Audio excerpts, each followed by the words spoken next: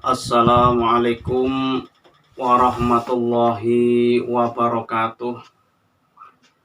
Bismillah, alhamdulillah, wassalatu wassalamu ala rasulillah, amma ba'dah. Hadratal muhtaramin, para alim, kaum muslimin, muslimat, rahimakumullah.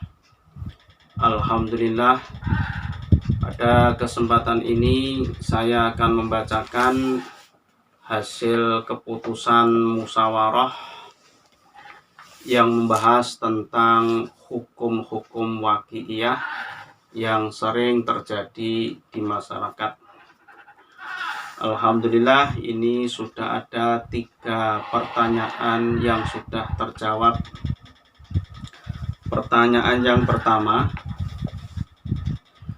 apakah yang dimaksud dengan istilah sulitnya berkumpul bagi ahli Jum'ah dan istilah jauhnya tempat tinggal orang yang hendak melaksanakan sholat Jum'ah dari tempat dilaksanakannya, yang menyebabkan diperbolehkannya mendirikan sholat Jum'ah lebih dari 1 dalam 1 balad.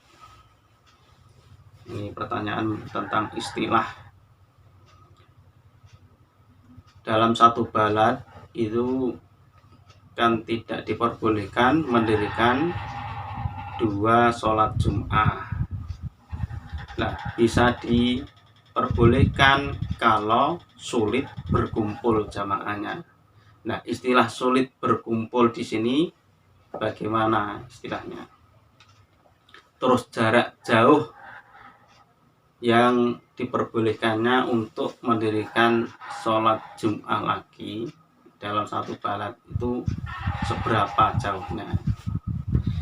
Jawab, yang dimaksud dengan istilah sulitnya berkumpul bagi ahli Jum'ah adalah sekiranya sulit mengumpulkan ahli Jum'ah dalam tempat yang biasa dipergunakan melaksanakan sholat Jum'ah seperti masjid, karena tidak muatnya tempat tersebut.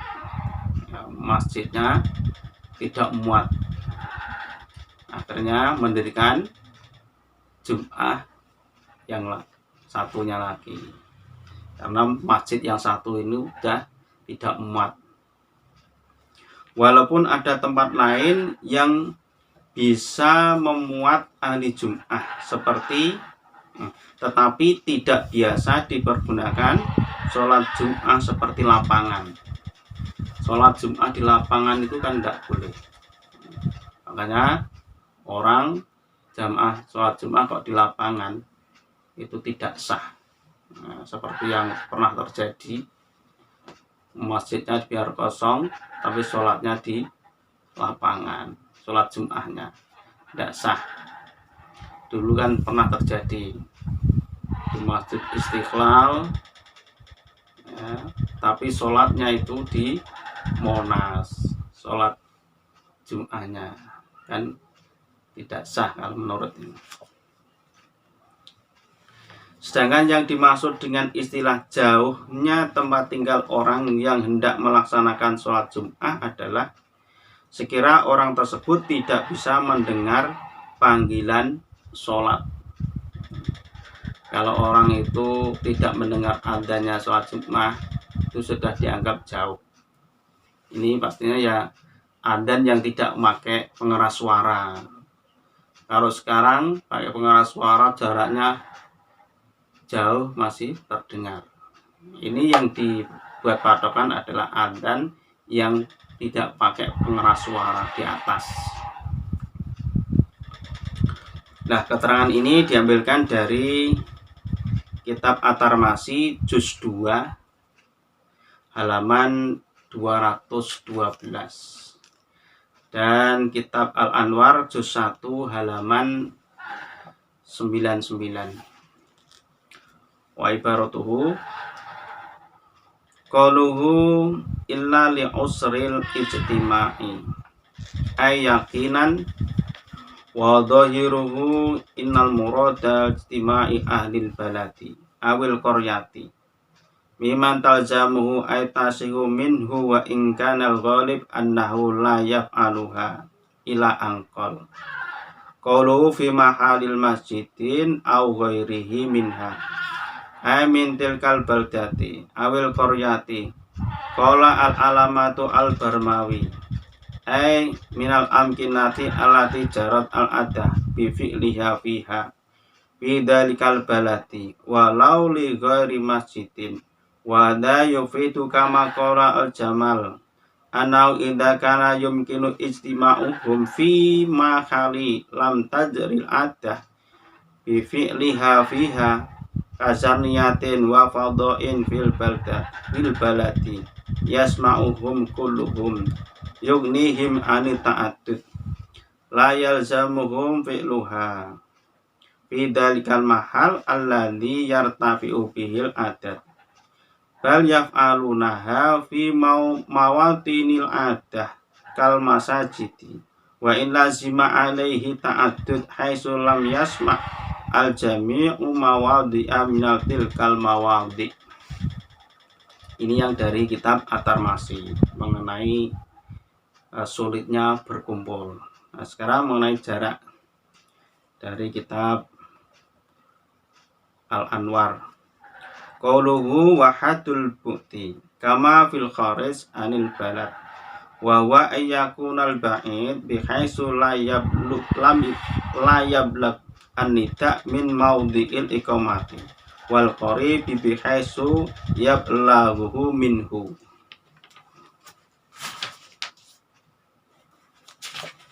Terus pertanyaan yang kedua, apakah orang bepergian di hari Jum'ah berangkat sebelum fajar dan jarak perjalanannya kurang dari 2 marhalah berkewajiban melaksanakan sholat Jum'ah? Ini orang bepergian sebelum fajar di hari Jum'ah, apakah masih berkewajiban sholat Jum'ah? Jawab, tidak wajib apabila tidak mendengar panggilan sholat Jum'ah dari daerahnya. Nah, ini bepergiannya kurang dari 2 marhalah.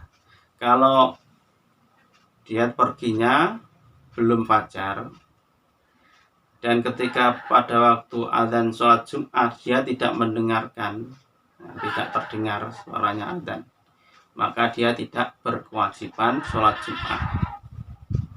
Keterangan ini diambilkan dari kitab Bujairami Al-Khatib Juz 2 halaman 165.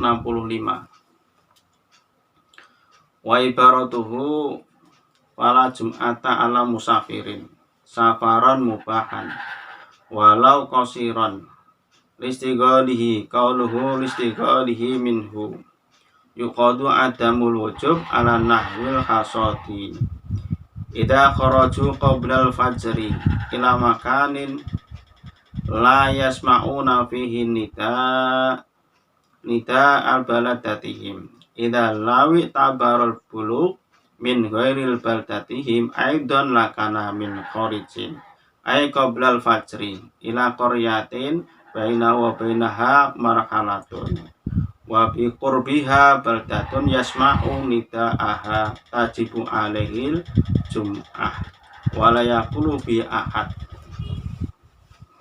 Ya. Pertanyaan yang nomor 3. Bagaimana hukum melaksanakan sholat Jum'ah bagi mereka yang tidak berkewajiban sholat Jum'ah? Orang yang tidak berkewajiban sholat Jum'ah tapi dia melaksanakan sholat Jum'ah, itu hukumnya bagaimana? Dan bila mereka sudah melaksanakannya, apakah masih berkewajiban melaksanakan sholat duhur? Misalkan musafir yang perginya itu sebelum fajar, dia kan tidak berkewajiban sholat Jum'ah. Nah, atau orang tua, anak laki-laki, anak kecil atau perempuan itu kan tidak wajib Jumatan, tapi dia melaksanakan sholat Jumat. Apakah dia itu nanti kewajiban sholat duhur lagi? Jawab, hukumnya sunnah. Jadi orang perempuan Jumatan itu hukumnya sunnah dan tidak berkewajiban melakukan sholat duhur. Keterangan ini diambilkan dari kitab Al-Mahali juz 1 halaman 269.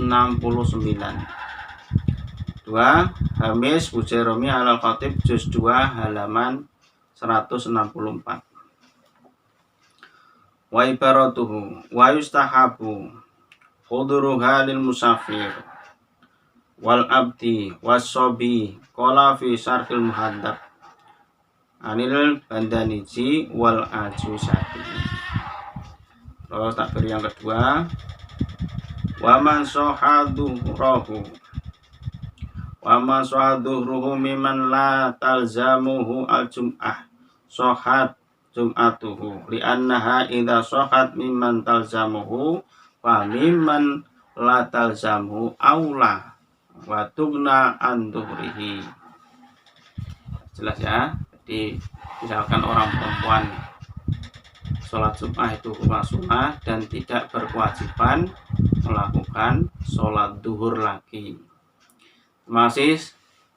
Semoga keterangan ini bisa menambah wawasan kita dan menambah ilmu kita dan kita bisa mengamalkannya.